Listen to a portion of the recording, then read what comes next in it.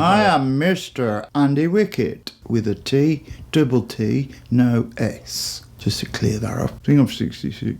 66? I went to the art school from the age of 11.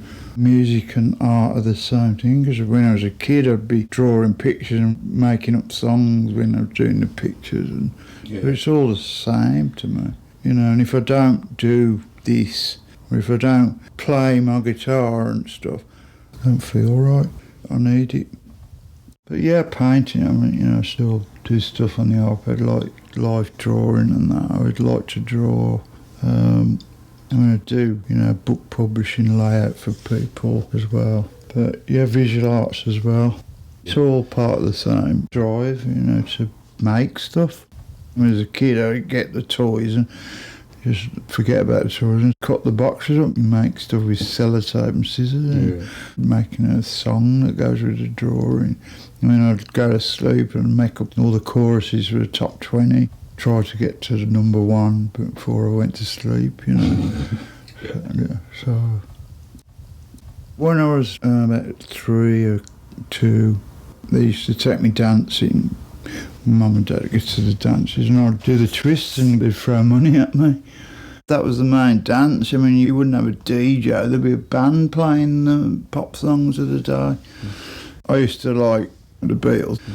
Especially like the ones with harmonica on, like 5, 4, 3, 2, 1, and you know, love, do. Eventually, I bought a blues harp when I was in the secondary school, and I started learning. I learnt that old grey whistle test. That was the first one. There was a sponsored day at school, and me and a few of the guys did a sponsored blues jam, so I was playing that. And then they invited me along to a rehearsal, and then they had a singer, and I just grabbed the mic and started doing Mick Jagger impression, and they had me in the band. And then their first gig come up, which was at the British Legion Social Club. I was rehearsing all night, just went straight in there, scruffy and everything, lost my voice, and shitting myself standing in front of these people. One of them was the manager of the upcoming local band City Boy.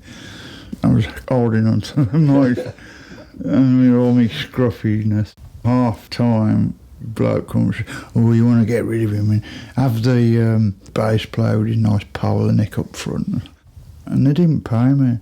And I was shaking for days after, because I remember going into Virgin Record, and he says, oh, you're shaking? And I says, yeah, I had a bad experience with it on stage, but then I was determined, so I used to go down the barrel organ and just get up and fucking do Elvis or something, and it got me confidence to become a performer.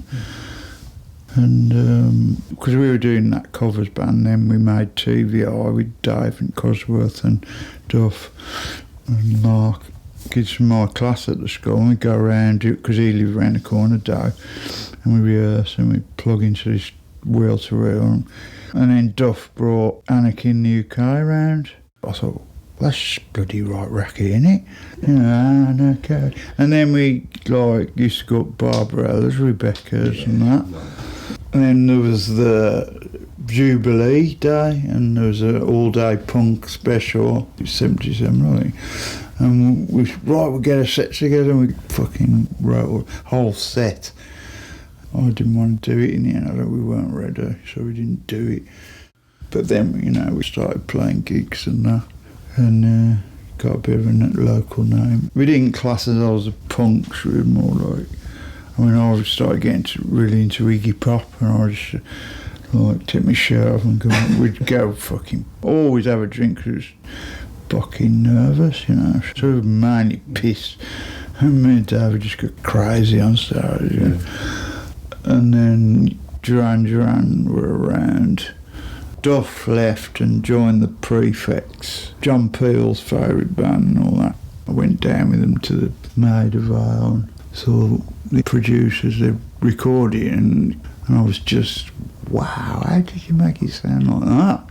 But anyway, I went to see Duran play at that art college. It was Stephen Duffy, not Eamon Duffy, the bass player. Stephen Duffy was their singer, yeah. And there was Nigel Taylor, John Taylor, on Nick on the keyboard, and I thought, oh, I really like that. You don't have to shout to hear the vocals, so that'd be good. And then Duff left, so I joined them, and he joined TVI. We've moved into a house in Cheapside, Digbeth, so we lived there, and it was chaos. I mean, people come back after bloody Barbara. And then, so I joined Joanne's, went to Bates's toy shop, and there was like this room which was like chock full of boxes of toys and a little space in the middle, and he had his little synth and that. I knew a really good drummer, Roger, who was in the Cent organs, so I got him along, and he was like straight away tight, could play a disco beat, and he was tight, boom boom, and it was I think he's the one. But then Terry Lilly come to the door, and he said, "Oh, can you help me get a band together?" So he had his Vision Collision with Fozzie and Bobby Bird, who later went on to Intelligence Agency or something. And because we were all working up the Crown in town, where the punk scene was and that, and we were rehearsing up there. I mean, I was a barman, I became the DJ because they had some decks.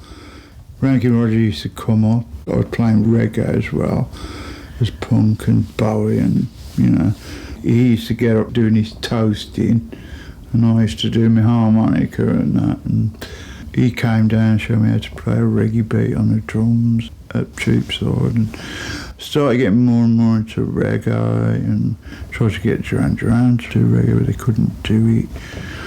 And anyway, things happened, and I left them, and then I got a job at Cadbury's, and met Aleem and joined the Experts, a reggae band. We did some fairly big gigs, supported Gregory Isaacs on tour and that.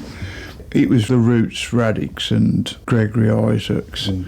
But it was really scary because, you know, white boy up and they'd all be shouting insults and that. They were so tight, that band. They were the best band from Jamaica at the time.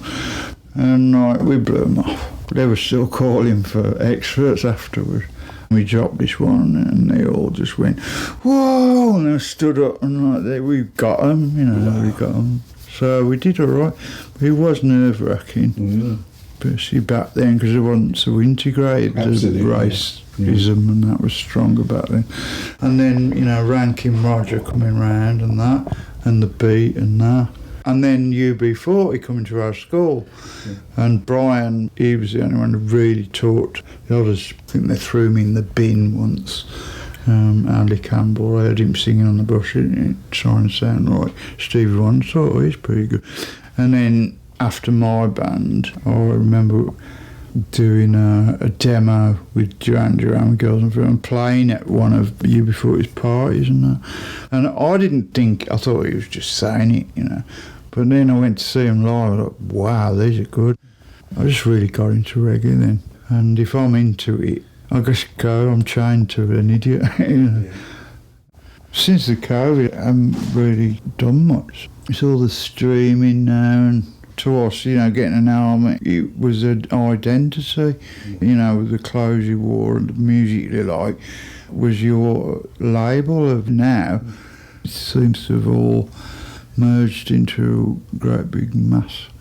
I don't think it's as important, you know, to younger people as it was to us. Maybe I'm wrong. And like the album, you know, was an important thing to have and a possession. Now, because it's streamed, people just cherry pick from different albums and that on Spotify or whatever. Yeah. And now you've got the AI, which is, it's useful for, like, I mean, we had a backing vocalist didn't turn up female, so I told him we'll try the AI and sing a low one and a high one and put it through, and it's fucking brilliant. You can't tell it's not a human, and it seems really good for that. Then for rewriting stuff, it's good for that, you know. shopping. I mean, I said I wanted a router with a certain specification, and I had it in the basket, and I was nearly bought it, and I went to check it, and the specs were fucking totally wrong. And I went to it and I said, did you know that was totally wrong? So, oh, sorry. And it's like, apologised. I said, but you told, yes, I have some gaps in my knowledge.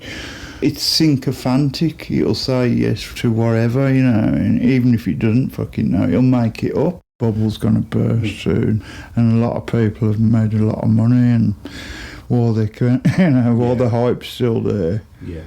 But I mean, the robots look quite good. They look pretty good what they can do, but it's got a long way to go. A long way to go. It's harder to break through these days.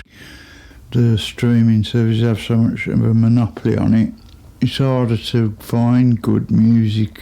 Now every man is his dog. He's got a computer. The phone is probably more powerful than the computers we had. Now with AI, it does a good job of reproducing it, so that's another factor. Do you think people will still want to learn to play an instrument and go out and do gigs? I don't think it'd be as popular as when we were young. Yeah, there still will be. I mean, I'm all for it. If it's, you know, if you can do the job, band, I'm all for it, you know. Yeah. You know, if I could get someone to do the mix for me, I mean, I just like making things, really. I use it. I like to learn and incorporate into my work, especially with like the stem splitting. You know, when I lost my second album in the disc, and I had the mixes, so I can split them up. And I've also got a plug-in now which can split the drums into separate drums, and it's bloody good. I mean, we did something, didn't we? And there was still glitches on it. Yeah. And that was about a year. Exactly, but it's still good though. I know, but that was about a year ago, and how it's come on since then, fucking is unbelievable. Wow.